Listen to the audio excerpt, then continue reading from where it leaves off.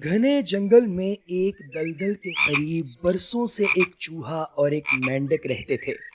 बातचीत के दौरान एक दिन मेंढक ने चूहे से कहा, इस दलदल में मेरा खानदान सदियों से आबाद है, इसीलिए ये दलदल जो मुझे बाप दादा से मिली है मेरी मीरास है। चूहा इस बात पर चिढ़ गया। उसने कहा, मेरा खानदान भी यहाँ सैकड़ों सालों से आबाद है और मुझे भी ये जगह अपने बाप दादा से मिली है, लिहाजा ये मेरी मीरास है। ये सुनकर मेंढक गुस्से में आ गया और तू मैं शुरू हो गई।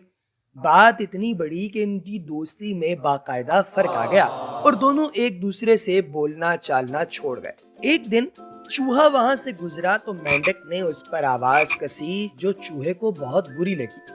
इसके बाद चूहे ने ये किया कि वो घास में छुपकर बैठ जाता और जब मेंढक वहां से गुजरता तो उस पर हमला कर देता। आखिर तंग आकर एक दिन मेंढक ने कहा, ए चूहे, तू चोरों की तरह ये क्या छुप छुप कर हमला करता है? मर्द है तो सामने मैदान में आ ताकि खुलकर मुकाबला हो और तुझे मेरी कुव्वत का पता चले। चूहे ने ये बात कबूल कर ली और दूसरे दिन सुबह ही सुबह मुकाबले का वक्त मुकर्रर हुआ।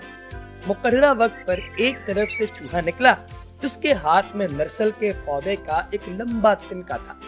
दूसरी तरफ से मेंढक आगे बढ़ा, उसके हाथ में भी ऐसा ही तिनका था। दोनों ने एक दूसरे पर जबरदस्त हमला किया और फिर जरा सी देर में दोनों गुत्थम हो गए।